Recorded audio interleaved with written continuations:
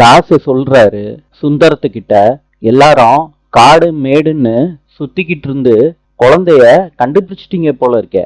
இது ட்ரெய்லர் தான் சுந்தரம். அடுத்த வாட்டி குழந்தைய கிடைக்க விடாம பண்ணிடுவேன். நீ தேடுனாலும் கிடைக்காது. பாக்குறியாடா சுந்தரம்? தாசு, இது ரொம்ப தப்பா இருக்கு. இப்ப என்ன தாசு, உனக்கு பணம் தானே வேணும்? சரி தாசு, ஃபைனலா உனக்கு எவ்வளவு வேணும்னு சொல்லு. நமக்குள்ளேயே இந்த டீலிங்க பேசி முடிச்சுப்போம். சுந்தரம், உன்கிட்ட கூட்டி குறைச்சு பேசுறதுக்கு எனக்கு நேரம் கிடையாது. நீயா டீசெண்டா ஏதாவது அமௌண்ட் சொல்லிரு. தாசு, ஃபைனல் செட்டில்மெண்டா என்னால 15 லட்சம் ரூபா கொடுக்க முடியும். இவ்வளவுதான் கொடுக்க முடியும். தாசு போன்ல பேசிக்கிட்டு இருக்கப்ப ஸ்வேதா ஆச்சரியத்துல ஆழ்ந்து போறாங்க, ரொம்ப சந்தோஷப்படுறாங்க. தாசு, அதுக்கு மேல என்னால ஒத்த பைசா கொடுக்க முடியாது. சுந்தரம், சரி, இது கொஞ்சம் டீசென்டான அமௌண்டா இருக்கு, எனக்கு ஓகே தான். நாளைக்குள்ள பணத்தை ரெடி பண்ணிட்டு சொல்லு சுந்தரம். நான் எங்க எப்பன்னு நான் உனக்கு போன் பண்ணி சொல்றேன். இப்ப போனை வச்சிரு. தாசு சொல்றாரு ஸ்வேதா கிட்ட, சுந்தரு சிக்கிட்டான்ல, மொத்தமா அவங்கிட்ட இருந்து காசை வாங்க வேண்டியதுதான். ஸ்வேதா இதை கேட்ட உடனே சிரிக்கிறாங்க தாச பார்த்து. சுந்தரு அவங்க ஆபீஸுக்கு கால் பண்றாங்க. ஸ்டாஃப் கேக்குறாங்க, என்ன விஷயம் சார்? அதுக்கு சுந்தர் சொல்றாரு, நாளைக்கு கிளம்பி வீட்டுக்கு வந்து அத்தை கிட்ட ஒரே ஒரு கையெழுத்து வாங்க வேண்டியது இருக்கு. சார், என்ன விஷயத்துக்கு வாங்கணும்?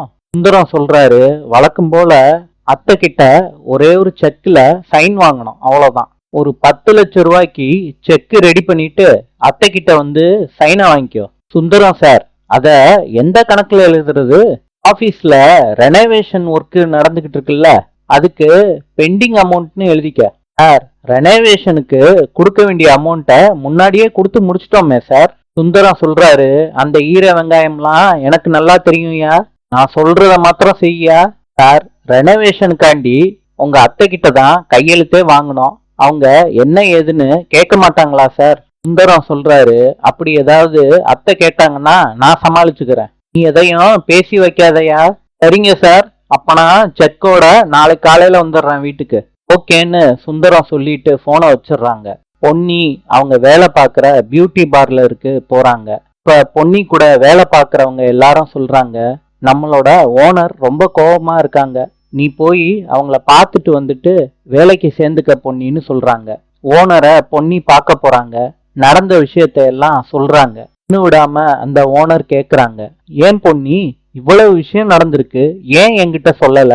நீ பொன்னி, நீ கவலைப்படாத, இவ்வளவு தூரம் நீ தனியா நின்னு போராடுற உன்னோட குணம் எனக்கு ரொம்ப பிடிச்சிருக்கு.